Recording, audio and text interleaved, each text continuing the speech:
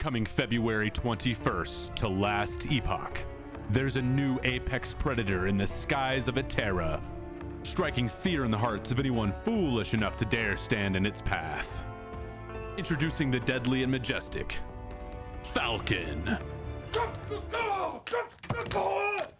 Oh, come on! As I'm sure you've all seen by now, Falconer was revealed for Last Epoch. Ziz hired a bird for his video, so I'm not going to spend a ton of time going over everything. We're going to touch on a few of the skills kind of at a high level, and then I'm going to dive into a couple builds that I've put together that I might check out whenever the new cycle starts. We got a lot of info to cover real quickly, so get your juice boxes ready and let's jump into some skills.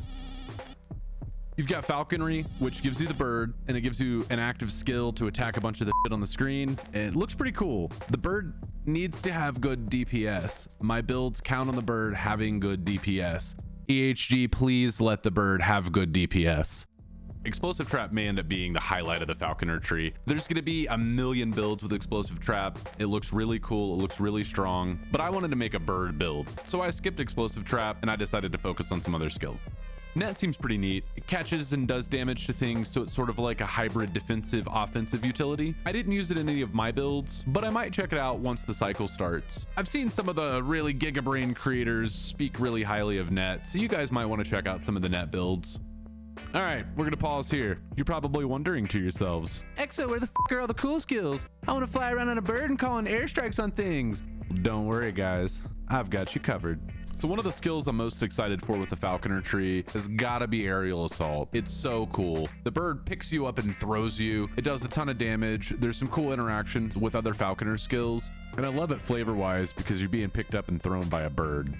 The skill that I am the most excited about with Falconer has got to be Dive Bomb. It's like calling in an airstrike or a nuke. It's gonna be amazing. It's got some great interactions with Umbral Blades and Smoke Bombs and Shadows, and probably one of the most exciting parts for using this as a single target skill is that it's got a fantastic interaction with Bleed, where when Dive Bomb hits, all Bleed stacks on the target's damage is dealt at once to the target. You're gonna see more of that here in a minute with our Bleed build. So the basic premise of both my builds is pretty similar. Step 1, we need a bird to pick us up and throw us. And step 2, we need to be able to pick that bird up and throw it, kind of like a nuke.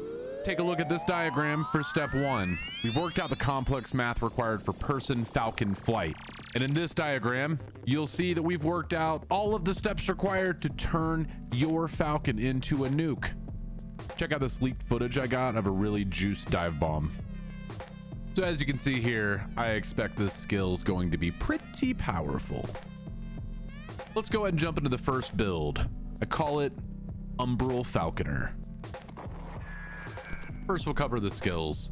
Using falconry, getting some extra damage and stuff like that. Getting some chance for slow, feather knives. We've got increased damage and then some crit. We always want crit. This is a crit build. We've also got additional strikes. I'm curious how that's actually going to work out in practice. The dive bomb setup is pretty straightforward. We've got damage, we've got reduced delay, but we've also got Umbral Blades and Shadow interaction here at the bottom right. And then over on the top right, we've got damage and mana cost, as well as a smoke bomb duration interaction. Aerial assault, we're taking damage and cooldown. We're also going into Feather Storm for its slow cloud thing, and then the Shadow Falcon on bosses. This bottom cluster here mostly gives us mana recovery and cooldown recovery. We get some shadows here. Then we get some Umbral Blades and Shadow Daggers here. Our Umbral Blades setup is pretty basic. Left tree, lots of Shadow Daggers, shadows, blah, blah, blah. It works really well for what we're trying to do here.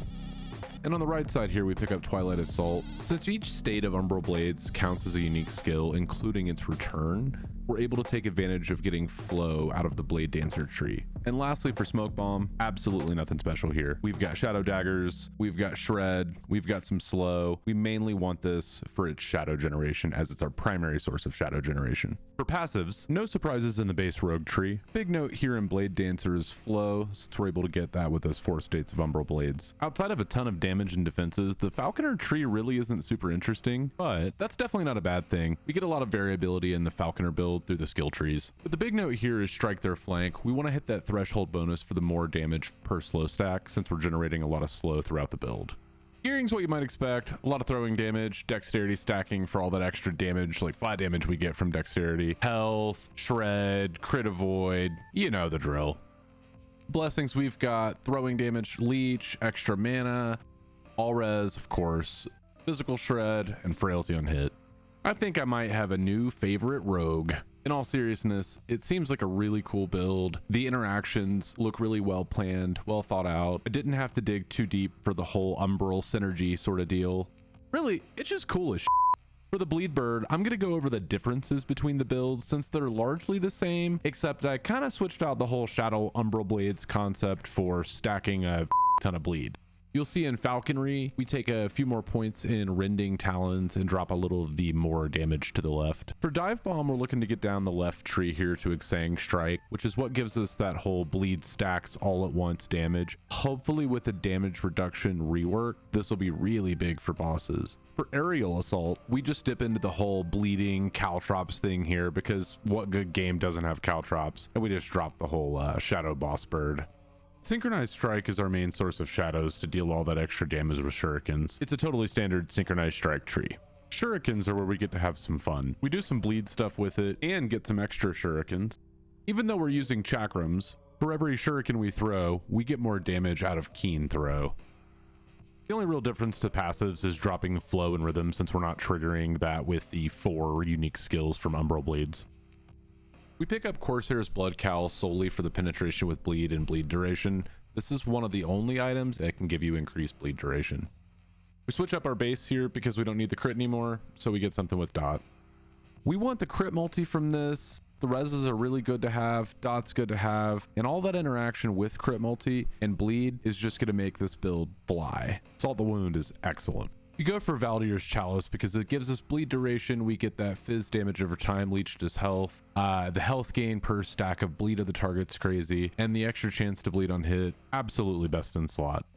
This build's going to be tough to gear early on. You're going to want to try this in Legacy once the cycle starts, or you're going to want to make this something that maybe you graduate the Umbral Falconer into once you're pushing into Empowered Monos and have farmed some of this gear up.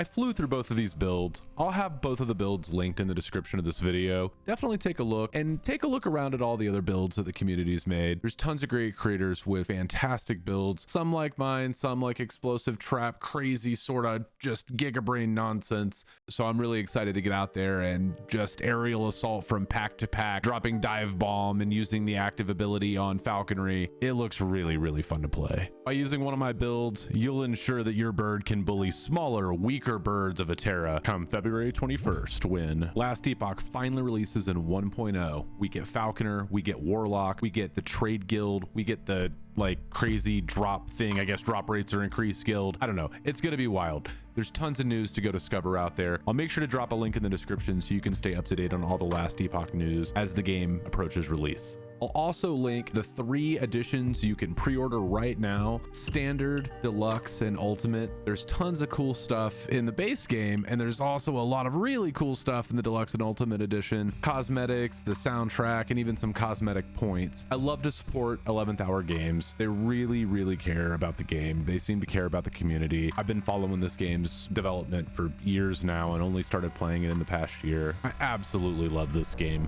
I encourage everyone to go check it out. I'll also have a link to my Nexus store. And if you enjoyed the content, make sure to subscribe, like the video, let me know in the comments, go check me out on Twitch, and we'll catch you next time.